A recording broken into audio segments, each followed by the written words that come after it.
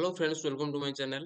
तो आसी जाइए आपण मानकर ओडिशा सीजीएल बा ओएसएससी सीजीएल रो वैकेंसी जो माने भी अपेक्षा करके रहितले केबे आसीओ वैकेंसी आपण मानकर ओडिशा सीजीएल रो वैकेंसी आसी पहुंचाची केते कोन वैकेंसी रही अछि आपण मानकर ता सहित केबेठू अप्लाई हबो कंप्लीट डिटेल रे ए वीडियो माध्यम रे हमें जानिबा। जदि चैनल को नुआ करी आस्थिबे ताले नियति भाबरे गोटे आपण मान लाइक ता सहित गोटे शेयर करिवे जो माने भी एथिरे आपण मानकर अपेक्षा करी रहितले एवं चैनल को गोटे सब्सक्राइब करी मध्ये नियति भाबरे जिवे। तो चलंतु आपण मानकर भिडियोटी स्टार्ट करिबा। तो ये होची आपण मानकर आजिरो नोटिस जो देख परथिबे 12/12/2025 रो नोटिस टी रही अछि आपण मानकर detail advertisement for the combined graduate level recruitment examination CGLRE 2025 for the group B and group C department of the HOD and under the government of Odisha. तो गवर्नमेंट ऑफ ओडिशा अंडर जो आपण मानकर department रही अछि सेही डिपार्टमेंट आपण मानकर एई posting गुडा रहिबो। तो आपण मानकर इंपोर्टेंट डेट देखिବାକୁ गले आपण मानकर 19 तारिख रु आपण मानकर कोन रहि जाउछि ना अप्लाई स्टार्ट रहि जाउछि 19/12/2025 रु शेष तारिख रहि जाउछि आपण मानकर 18/1/2026। तो पाखा पाखी आपण मानकर गोटिए मास आपण मानकर टाइम दिया जिवो सेति मध्ये आपण मानकर कोन करिवे ना आपण मानकर एप्लीकेशन टी ऑनलाइन द्वारा आपण माने फॉर्म फिल अप करिवे।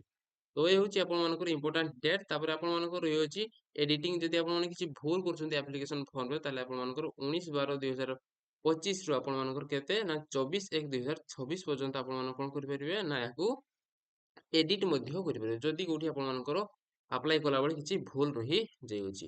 ତ ଏହା ଥିଲା ଆପଣମାନଙ୍କର ଇମ୍ପୋର୍ଟାଣ୍ଟ ଡେଟ୍ 19 ତାରିଖରେ ଷ୍ଟାର୍ଟ ହେବ ଆପଣମାନଙ୍କର ଆପ୍ଲାଏ ଏବଂ 18 ଜାନୁଆରୀ ଆପଣମାନଙ୍କର ଶେଷ ତାରିଖ ରହିଅଛି। ତ ତାହା ମଧ୍ୟରେ ଆପଣମାନେ ସମସ୍ତେ ଶେଷ ତାରିଖକୁ ୱେଟ୍ ନ କରିକି ସମସ୍ତେ ଆପ୍ଲାଏ କରି ନେବେ। ତ ଚାଲନ୍ତୁ ଦେଖିବା ନେକ୍ସଟ କଣ ରହିଅଛି। ତ ଏ ହେଉଛି ଆପଣମାନଙ୍କର ଭେକେନ୍ସି ଡିଟେଲରେ ଦେଇଅଛି କେତେ କଣ ଭେକେନ୍ସି ରହିଅଛି ଆପଣମାନଙ୍କର ଏଠି ଆପଣମାନଙ୍କର କଣ ରହିଛି ନା ପୋଷ୍ଟର ନେମ୍ ରହିଅଛି ତାପରେ ଏଠି ଆପଣମାନଙ୍କର କଣ ଭେକେନ୍ସି ରହିଅଛି।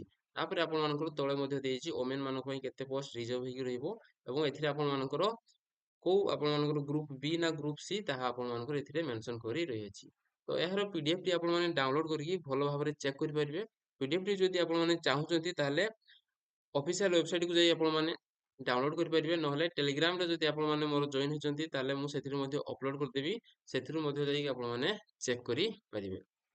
ତ ଏହା ହେଉଛି ଆପଣମାନଙ୍କର ବହୁତ ଗୁଡ଼ିଏ ଡିପାର୍ଟମେଣ୍ଟରେ ଆପଣମାନଙ୍କର ପୋଷ୍ଟ ରହିଛି ଗ୍ରୁପ ବି ତା ସହିତ ଆପଣମାନଙ୍କର ଗ୍ରୁପ ସି ର ପୋଷ୍ଟ ଗୁଡ଼ା ରହିଛି କୋଉ ଡିପାର୍ଟମେଣ୍ଟରେ କେତେ ପୋଷ୍ଟ ରହିଛି ଆପଣମାନେ ଏଥିରେ ଯାଇକି ଚେକ୍ କରିପାରିବେ। ଟୋଟାଲ ପୋଷ୍ଟ ଦେଖିବାକୁ ଗଲେ ଆପଣମାନଙ୍କର 1576 ଗୋଟି ପୋଷ୍ଟ ରହିଛି ସେଥିମଧ୍ୟରୁ ଆପଣମାନଙ୍କର 504 ଗୋଟି ପୋଷ୍ଟ କୋଉଠି ନା ଆପଣମାନଙ୍କର ଓମେନ୍ ମାନଙ୍କ ପାଇଁ ଆପଣମାନଙ୍କର ରିଜର୍ଭ ହେଇକି ରହିଅଛି 30% ଆପଣମାନଙ୍କର ସିଟ୍ ରିଜର୍ଭ ହେଇକି ରହିଅଛି। ତ ଏହା ଥିଲା ଆପଣମାନଙ୍କର କଣ ନା ପୋଷ୍ଟ ଡିଟେଲ ଏବଂ କେତେ କଣ ଆପଣମାନଙ୍କର ଡିପାର୍ଟମେଣ୍ଟ ରହିଅଛି। ଆପଣମାନଙ୍କର ଟୋଟାଲ 48 ଟି ଡିପାର୍ଟମେଣ୍ଟରେ ଆପଣମାନଙ୍କର ପୋଷ୍ଟ ରହିଅଛି ସେଥିମଧ୍ୟରେ ଟୋଟାଲ ଆପଣମାନଙ୍କର 1576 ଗୋଟି ଭେକେନ୍ସି ଆସିଛି। ତାପରେ ଏଥିରେ ଆପଣମାନଙ୍କର ଯେତେବେଳେ ଆପ୍ଲାଏ କରୁଛନ୍ତି ତାହେଲେ ଆପଣମାନଙ୍କୁ 500 ଟଙ୍କା ଫି ଦେବାକୁ ପଡ଼ିବ। ତ ଏଥିରେ ଆପଣମାନଙ୍କର ଏବେ ଆମର ଷ୍ଟେଟ ଗଭର୍ଣ୍ଣମେଣ୍ଟ ମଧ୍ୟ ଲାଗୁ କରିଛି ଏକ୍ସାମିନେସନ ଫି କୁ ନେଇକି ଯୋଉଥିରେ ଆପଣମାନଙ୍କର ଆପ୍ଲିକେସନ ଫି ରହିବ ଆପଣମାନଙ୍କର 500 ଟଙ୍କା ରହିବ ଯୋଉଟା କି ଆପଣମାନଙ୍କର କଣ ରହିଛି ନା ରିଫଣ୍ଡେବଲ ରହିଅଛି। ଯଦି ଆପଣମାନେ ପ୍ରିଲିମିନାରୀ ଏକ୍ସାମ ଦେବାକୁ ଯାଉଛନ୍ତି ତାହେଲେ ଆପଣମାନଙ୍କର ଏଇ ଯୋଉ 500 ଟଙ୍କା ଆପଣମାନେ ଦେଇଛନ୍ତି ତା ଆପଣମାନଙ୍କର ରିଫଣ୍ଡ ହେଇଯିବ ଟୋଟାଲ ଆପଣମାନଙ୍କର 500 ଟଙ୍କା କଣ ହେଇଯିବ ନା ରିଫଣ୍ଡ ହେଇଯିବ। ତ ଏଇ 500 ଟଙ୍କା ଆପଣମାନେ କୋଉମାନଙ୍କ ପାଇଁ ରହିଛି SC ST ଏବଂ PWD କ୍ୟାଟେଗୋରୀକୁ ଛାଡ଼ିଦେଲେ ଆପଣମାନେ ଅନ୍ୟ ଯୋଉ କ୍ୟାଟେଗୋରୀରେ ରହୁଛନ୍ତି ତାହେଲେ ଆପଣମାନଙ୍କୁ 500 ଟଙ୍କା ଫି ଦେବାକୁ ପଡ଼ିବ। ତ ଏଥିରେ ଚିନ୍ତା କରିବାର କିଛି ନାହିଁ ଯଦି ଆପଣମାନେ ଆପ୍ଲାଏ କରୁଛନ୍ତି 500 ଟଙ୍କା ଦେଇଦେବେ ଏବଂ ଏକ୍ସାମ ଯଦି ଆପଣମାନେ ଆପିୟର କରୁଛନ୍ତି ବା ଏକ୍ସାମ ପ୍ରିଲିମିନାରୀ ଏକ୍ସାମ ଯାଉଛନ୍ତି ତାହେଲେ ଆପଣମାନଙ୍କର 500 ଟଙ୍କା ରିଫଣ୍ଡ ହେଇଯିବ। ତ ଏଥିରେ ଆପଣମାନଙ୍କର ଡରିବାର କିଛି ନାହିଁ ପଇସା ଆପଣମାନଙ୍କର ପଳେଇ ଆସିବ। ନେକ୍ସଟ ରହିଛି କଣ ରହିଛି ନା ଯଦି ଆପଣମାନଙ୍କର ଏହା ଅନଲାଇନ ମେଥଡ ହେଲା ଏକ୍ସାମ ଟି ତାହେଲେ ଆପଣମାନଙ୍କର ନର୍ମାଲାଇଜେସନ ମେଥଡକୁ ଆପ୍ଲାଏ କରାଯିବ ବୋଲି ଏଠି ଆପଣମାନଙ୍କର ବୋଲ୍ଡ ଲେଟରରେ ସେ ଲେଖିଦେଇଛି ଆପଣମାନଙ୍କର ପିଡିଏଫ ରେ। ନେକ୍ସଟ ତାପରେ କଣ ରହିଛି ଚାଲନ୍ତୁ ଦେଖିବା। ଏଠି ମଧ୍ୟ ଆପଣମାନଙ୍କୁ ଦେଇଛି କ୍ୟାଟେଗୋରୀ ୱାଇଜ ଆପଣମାନଙ୍କର ବ୍ରେକଅପ୍ ଭେକେନ୍ସି ଦେଇଛି ଆପଣମାନଙ୍କର କୋଉ କ୍ୟାଟେଗୋରୀରେ କେତେ କଣ ଭେକେନ୍ସି ରହିଛି ଏଥିରେ ଆପଣମାନେ ଡିଟେଲରେ ମଧ୍ୟ ଚେକ୍ କରିପାରିବେ। ୟୁଆର କ୍ୟାଟେଗୋରୀରେ କେତେ ଭେକେନ୍ସି ଆପଣମାନଙ୍କର SC BC କ୍ୟାଟେଗୋରୀରେ କେତେ SC କ୍ୟାଟେଗୋରୀରେ କେତେ ଏବଂ ST କ୍ୟାଟେଗୋରୀ ଆପଣମାନଙ୍କର କେତେ କଣ ଭେକେନ୍ସି ରହିଛି ଆପଣମାନେ ମଧ୍ୟ ଏଠି ପିଡିଏଫ ଟି ଆପଣମାନେ ଡାଉନଲୋଡ କରିକି ଚେକ୍ କରିଦେବେ କାହିଁକି ନା ବହୁତ ଗୁଡେ ଆପଣମାନଙ୍କ ଡିପାର୍ଟମେଣ୍ଟ ରହିଛି ଗୋଟେ ଗୋଟେ କରି ଆମେ ଦେଖିଲା ବେଳେ ବହୁତ ସମୟ ହେଇଯିବ। ଏଥିରେ ମଧ୍ୟ ଆପଣମାନଙ୍କର ନୋଟ ଦେଇକି ଦେଇଯାଇଛି ମେନସନ କରିଅଛି କଣ ନା candidate belonging to transgender community also eligible to apply ଯଦି ଆପଣମାନେ ଆପଣମାନଙ୍କ ମଧ୍ୟରୁ କିଏ ଟ୍ରାନ୍ସଜେଣ୍ଡର ଥିବେ ତାହେଲେ ସେମାନେ ମଧ୍ୟ ଏଥିରେ କ'ଣ ନା ଆପ୍ଲାଏ କରିପାରିବେ, କିଛି ଅସୁବିଧା ନାହିଁ। ତ ଏଇଠି ଗୋଟେ ଆପଣଙ୍କୁ କହିବାକୁ ଭୁଲିଗଲି, ଯୋଉଟାକି ଆପଣଙ୍କର କ'ଣ ରହିଛି ନା ଟୋଟାଲ ଯୋଉ ରହିଛି କେତେ କ'ଣ ପୋଷ୍ଟ ରହିଛି। ଆପଣମାନଙ୍କର ୟୁଆର୍ ରେ ଆପଣମାନଙ୍କର 680 ଗୋଟି ପୋଷ୍ଟ ରହିଛି, ଏସସିବିସି ରେ 206 ଗୋଟି ପୋଷ୍ଟ ରହିଛି ଏବଂ ଏସସି ରେ ଆପଣମାନଙ୍କର 274ଟି ପୋଷ୍ଟ ରହିଛି, ଏସଟି ରେ ଆପଣମାନଙ୍କର 416 ଗୋଟି ପୋଷ୍ଟ ରହିଛି। ଏହିପରି ଆପଣମାନଙ୍କର ଟୋଟାଲ ପୋଷ୍ଟ ରହିଯାଉଛି କେତେ ନା 1500 ଆପଣମାନଙ୍କର 76 ଗୋଟି ପୋଷ୍ଟ ରହିଛି। ଏଇଟା ମୁଁ କହିବାକୁ ଭୁଲି ଯାଇଥିଲି, ଏଇଟାକୁ ମଧ୍ୟ ଆପଣମାନେ ଚେକ୍ କରି ନେଇଯିବେ। ତ ନେକ୍ସଟ ଚାଲନ୍ତୁ ଦେଖିବା ଏଜ୍ ଆପଣମାନଙ୍କର ଏଥିରେ କେତେ କ'ଣ ଏଜ୍ ମାଗିଛି, ତାକୁ ୟାକୁ ଡିଟେଲରେ ଦେଖିବା। ଏଜ୍ ଆପଣମାନଙ୍କୁ ଗଲା ପରେ ଦେଖିବା ଏଇଠି ରହିଛି ଆପଣମାନଙ୍କର ଏଜ୍। ତା ପୂର୍ବରୁ ଆପଣମାନଙ୍କର ମିନିମମ୍ ଏଜୁକେଶନାଲ କ୍ୱାଲିଫିକେସନ କ'ଣ ରହିଛି ଦେଖନ୍ତୁ। Candidate under the eligibility for the post service must B have the pass A bachelor degree. ଆପଣମାନେ ଯଦି ଯେକୌଣସି ଷ୍ଟ୍ରିମରେ ବ୍ୟାଚେଲର ଡିଗ୍ରୀ ବା ଗୋଟେ ଡିଗ୍ରୀ ହାସିଲ କରୁଛନ୍ତି ତାହେଲେ ଆପଣମାନେ ଏଥିରେ ସିଜିଏଲରେ ଆପଣମାନେ ଆପ୍ଲାଏ କରିପାରିବେ। ତାହା ସହିତ ଆପଣମାନଙ୍କର କ'ଣ ଥିବା ଦରକାର, have computer knowledge such as proficiency in the use of computer, internet, email and word processing, data analysis and the presentation। ଆପଣମାନେ କମ୍ପ୍ୟୁଟର ନଲେଜ ମଧ୍ୟ ଆପଣମାନଙ୍କର ରହିଥିବା ଦରକାର, ସେଥିପାଇଁ ଆପଣମାନଙ୍କୁ ଗୋଟିଏ ସାର୍ଟିଫିକେଟ ମଧ୍ୟ ନିହାତି ଥିବା ଦରକାର। ତ ଏଥିରେ ଆପଣମାନଙ୍କର କ'ଣ କ'ଣ ରହିଛି ନା କ୍ୱାଲିଫିକେସନ, ଏଜୁକେଶନାଲ କ୍ୱାଲିଫିକେସନରେ ଫାର୍ଷ୍ଟ ରହିଛି ଆପଣମାନଙ୍କର ଯେକୌଣସି ଷ୍ଟ୍ରିମରେ ଆପଣ ବ୍ୟାଚେଲର ଡିଗ୍ରୀ କରିଥିବା ଦରକାର। ସେକେଣ୍ଡରେ ଆପଣମାନଙ୍କର କ'ଣ ରହିଛି ନା କମ୍ପ୍ୟୁଟର ନଲେଜ ଆପଣମାନଙ୍କର ରହିଥିବା ଦରକାର। ସେଥିପାଇଁ ଆପଣମାନଙ୍କୁ ଏଠି ମଧ୍ୟ ନୋଟ୍ ଦେଇକି ମେନସନ କରିଛି ସାର୍ଟିଫିକେଟ ନିହାତି ଦରକାର। ଆପଣମାନେ କ'ଣ କରିଥିବା ଦରକାର ନା ପିଜିଡିସିଏ ଧରିଥିବା ଦରକାର। ଯେକୌଣସି ଆପଣମାନଙ୍କର କ'ଣ ନା ଗୋଟିଏ ରେକଗ୍ନାଇଜ ଇନଷ୍ଟିଚ୍ୟୁଟରେ ଆପଣମାନେ ଗୋଟେ ପିଜିଡିସିଏ କରିଥିବା ଦରକାର, ତା ସହିତ ଆପଣମାନଙ୍କର ସେଇ ପିଜିଡିସିଏ ସାର୍ଟିଫିକେଟଟା ରହିଥିବା ଦରକାର। ଏଥିରେ ମଧ୍ୟ ମେନସନ କରିଛି ମିନିମମ୍ କ୍ୱାଲିଫିକେସନ ଆପଣମାନଙ୍କର କ'ଣ ନା ପିଜିଡିସିଏ ରହିଥିବା ଦରକାର। ଡିସିଏ ଯଦି କରିଛନ୍ତି ଆପଣମାନେ ତାହେଲେ ଏଥିରେ କ'ଣ ନା ଏଲିଜିବଲ ହେଇପାରିବେ ନାହିଁ। ଆପଣଙ୍କ ଡକୁମେଣ୍ଟ ଭେରିଫିକେସନରେ କୋଉଠି ହେଲେ ଆପଣମାନଙ୍କୁ କାଟି ଦେଇ ପାରନ୍ତି। ତେଣୁକରି ଆପଣ ପୂର୍ବରୁ ଟିକେ ଦେଖିବେ ପିଜିଡିସିଏ ସାର୍ଟିଫିକେଟ ଗୋଟେ ନିହାତି ଭାବରେ କରିନେବେ, ତାପରେ ଆପଣମାନଙ୍କ ଏକ୍ଜାମକୁ ପ୍ରିପାରେସନ କରିବେ। ତ ଏଜ୍ ଦେଖିବାକୁ ଆପଣମାନଙ୍କର 21 ବର୍ଷ ରହିଛି ମିନିମମ୍ ଏଜ୍ ଏବଂ 42 ବର୍ଷ ରହିଛି ଆପଣମାନଙ୍କର ମ୍ୟାକ୍ସିମମ୍ ଏଜ୍। ଏହା ଆପଣମାନଙ୍କର କୋଉ ଡେଟକୁ କାଲକୁଲେସନ କରାଯିବ ନା 1/1/2025 କୁ ଆପଣମାନଙ୍କର କାଲକୁଲେସନ କରାଯିବ। 1/1/2025 କୁ ଆପଣମାନଙ୍କର 21 ବର୍ଷ ହେଉଥିବା ଦରକାର। ତାପରେ 42 ବର୍ଷରୁ ଅଧିକ ଯେମିତି ଆପଣମାନଙ୍କର ବୟସ ହେଉନଥିବ। ତ ଏଥିପ୍ରତି ଆପଣମାନେ ଟିକେ ଧ୍ୟାନ ଦେବେ, ଆପଣମାନେ ମଧ୍ୟ ଚେକ୍ କରିନେବେ ନିଜର କେତେ ଏଜ୍ ହେଉଛି। ତାପରେ ରିଲାକ୍ସେସନ ମଧ୍ୟ ମିଳିଥାଏ, ଆପଣମାନଙ୍କର ଅପର ଏଜ୍ ରିଲାକ୍ସେସନ ମିଳିଥାଏ। ଯେମିତି ଯୋଉମାନେ ଏସସି, ଏସଟି, ଏସସିବିସି ଆପଣମାନଙ୍କର ଏବଂ ଅଲ୍ ଓମେନ୍ କ୍ୟାଣ୍ଡିଡେଟ୍ ସେମାନଙ୍କ ପାଇଁ ଆପଣମାନଙ୍କର 5 ବର୍ଷର ରିଲାକ୍ସେସନ ମିଳିଥାଏ। ଯେମିତି ଆପଣମାନଙ୍କୁ ଗଭର୍ଣ୍ଣମେଣ୍ଟ ସର୍ଭିସରେ ରହିଛି 5 ବର୍ଷ ରିଲାକ୍ସେସନ ଆମର ଓଡ଼ିଶାରେ ମିଳିଥାଏ। ତାପରେ 10 ଇୟର ରିଲାକ୍ସେସନ ମିଳିଥାଏ କେଉଁମାନଙ୍କୁ ମାନେ PWD category, physically weaker section ବା ଡିପାର୍ଟମେଣ୍ଟ ଯୋଉମାନେ କ୍ୟାଟେଗୋରୀ ବା କ୍ୟାଣ୍ଡିଡେଟ୍ ରହୁଛନ୍ତି ସେମାନଙ୍କୁ ଆପଣମାନଙ୍କର କେତେ ନା 10 ବର୍ଷ ଆପଣମାନଙ୍କର ରିଲାକ୍ସେସନ ରହିଅଛି। ଏବଂ ଏକ୍ସ ସର୍ଭିସ ମାନଙ୍କ ପାଇଁ ମଧ୍ୟ ଏଥିରେ ରିଲାକ୍ସେସନ ରହିଅଛି 10 ବର୍ଷ। ଫି ବିଷୟରେ ତ ଆମେ ଜାଣିଲେ 500 ଟଙ୍କା ଫି ରହିଛି, ଯୋଉଟା କି ଆପଣମାନଙ୍କର କ'ଣ ନା ରିଫଣ୍ଡ ହେଇଯିବ ଯଦି ଆପଣମାନେ କୋଉ ଏକ୍ଜାମ ଦେବାକୁ ଯାଉଛନ୍ତି ନା ଷ୍ଟେଜ୍ ଯୋଉ ଆପଣମାନଙ୍କର ପ୍ରିଲିମିନାରୀ ଏକ୍ଜାମିନେସନଟା ଦେବାକୁ ଯାଉଛନ୍ତି, ହେଲେ ଆପଣମାନଙ୍କର 500 ଟଙ୍କା ରିଫଣ୍ଡ ହେଇଯିବ। ଏଥିପାଇଁ ଆପଣମାନଙ୍କୁ କ'ଣ ନା ଆପଣ ନିଜ ନିଜର କ'ଣ ଦେଇଥିବେ ନା ଆକାଉଣ୍ଟ ଦେଇଥିବେ। ଏଠି ମଧ୍ୟ ମେନସନ କରିଅଛି ବ୍ୟାଙ୍କ ବ୍ରାଞ୍ଚ, ତା ସହିତ ଆପଣମାନଙ୍କର account name, account holder name ଏବଂ ଆକାଉଣ୍ଟ ନମ୍ବର ଦେଇଥିବେ, ଆଇଏଫସି କୋଡ୍ ଦେଇଥିବେ। ଏଇଟା ଆପଣମାନଙ୍କର ଆପ୍ଲାଏ କଲା ବେଳେ ମଧ୍ୟ ଆପଣମାନଙ୍କୁ ମାଗିପାରେ, ତ ସେଥିରେ ମେନସନ କରି ଦେଇଥିବେ, ତ ସେଥିରେ ଆପଣମାନଙ୍କର 500 ଟଙ୍କାଟି ରିଫଣ୍ଡ ହେଇଯିବ। ତାପରେ ଏକ୍ଜାମିନେସନ ଦେଖିବାକୁ ଗଲେ ଆପଣମାନଙ୍କର ଦୁଇଟି ଷ୍ଟେଜ ରହିଛି ଏକ୍ଜାମିନେସନ। ତ ପ୍ରଥମ ଷ୍ଟେଜ ରହିଛି ଆପଣମାନଙ୍କର ପ୍ରିଲିମିନାରୀ ଏକ୍ଜାମିନେସନ, ଯୋଉଥିରେ ଆପଣମାନଙ୍କର 150 ମାର୍କର ଏକ୍ଜାମ ହବ ଏବଂ ଏହାର କମ୍ପ୍ଲିଟ ସିଲାବସ ଟି କୋଉଠି ଦେଇଛି ନା ଆନେକ୍ସର ସି ରେ ଦେଇଛି, ଏହାକୁ ମଧ୍ୟ ଆମେ ଦେଖିବା ଭଲ ଭାବରେ। ତାପରେ ସେକେଣ୍ଡ ଷ୍ଟେଜ ରହିଛି ଆପଣମାନଙ୍କର କ'ଣ ନା ମେନ୍ ଏକ୍ଜାମ ରହିଛି, ଯୋଉଥିରେ ଆପଣମାନଙ୍କର କେତେ ନା 200 ମାର୍କ ରହିବ ଏକ୍ଜାମ ଟି। ଫାର୍ଷ୍ଟ ପେପର ଟି ଆପଣମାନଙ୍କର କ'ଣ ରହିଛି ନା ଓଡ଼ିଆ ଆଉ ଇଂଲିଶ 100 ମାର୍କ। ସେକେଣ୍ଡ ପେପର ରହିଛି ଜେନେରାଲ ଷ୍ଟଡି, ଯୋଉଟା କି ଆପଣମାନଙ୍କର 100 ମାର୍କ। ଦିଟା ସାରା ପେପରରୁ ଆପଣମାନଙ୍କର ମେରିଟ କାଲକୁଲେସନ କରାଯିବ।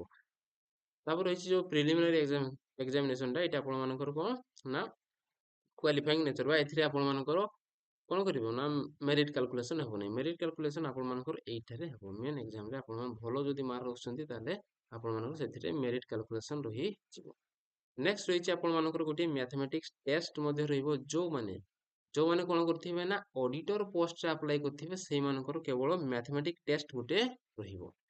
ନେକ୍ସଟ ରହିଛି ଆପଣମାନଙ୍କର ଗୋଟେ କମ୍ପ୍ୟୁଟର ସ୍କିଲ୍ ଟେଷ୍ଟ ମଧ୍ୟ ରହିବ। ଏଇଟା କୋଉମାନେ ଦେବେ କମ୍ପ୍ୟୁଟର ସ୍କିଲ୍ ଟେଷ୍ଟ? ଯୋଉମାନେ ଅଡିଟର, ଇନ୍ସପେକ୍ଟର ଅଫ ସପ୍ଲାଇ ତାପରେ ଆପଣମାନଙ୍କର କ'ଣ ନା ଷ୍ଟେଟ୍ ସୁପରଭାଇଜର, ତାପରେ ବ୍ଲକ ସୋସିଆଲ ସିକ୍ୟୁରିଟି ଅଫିସର BSSରେ ଯଦି ଆପ୍ଲାଏ କରିଥିବେ, ଜୁନିୟର ଆସିଷ୍ଟାଣ୍ଟ ଯଦି ଆପ୍ଲାଏ କରିଥିବେ ଏବଂ ଜୁନିୟର କ୍ଲର୍କରେ ଯଦି ଆପଣମାନେ ଆପ୍ଲାଏ କରିଛନ୍ତି ହେଲେ ଆପଣଙ୍କୁ କମ୍ପ୍ୟୁଟର ସ୍କିଲ୍ ଟେଷ୍ଟ ମଧ୍ୟ ଆପଣମାନଙ୍କୁ ଦେବାକୁ, ଯଦି ଅଡିଟରରେ ଆପ୍ଲାଏ କରୁଛନ୍ତି ହେଲେ ଆପଣମାନଙ୍କୁ ଗୋଟିଏ ମ୍ୟାଥମେଟିକ୍ସ ଟେଷ୍ଟ ଦେବାକୁ ପଡ଼ିବ, ଯୋଉଟା ଆପଣମାନଙ୍କର କ'ଣ ନା ସେପାରେଟ୍ ଗୋଟେ ପେପର ରହିବ, ଏଟା ମଧ୍ୟ କ୍ୱାଲିଫାଇଂ ନେଚର ରହିବ ଏବଂ କମ୍ପ୍ୟୁଟର ଟେଷ୍ଟଟା ମଧ୍ୟ ଆପଣମାନଙ୍କର କ୍ୱାଲିଫାଇଂ ନେଚର ରହିବ। ଏଇ ଦୁଇଟା ଆପଣଙ୍କର କ୍ୱାଲିଫାଇଂ ନେଚର, ଏହା ଆପଣମାନଙ୍କୁ ସେପାରେଟ୍ ଗୋଟିଏ ଗୋଟିଏ ଯେଉଁମାନେ ଏଇ ପୋଷ୍ଟରେ ଆପ୍ଲାଏ କରିଥିବେ ସେମାନଙ୍କୁ ହିଁ ଦେବାକୁ ପଡ଼ିବ, ଅନ୍ୟ ପୋଷ୍ଟରେ ଆପ୍ଲାଏ କରିଥିବା ପିଲା ଏହାକୁ ଦେବେ ନାହିଁ।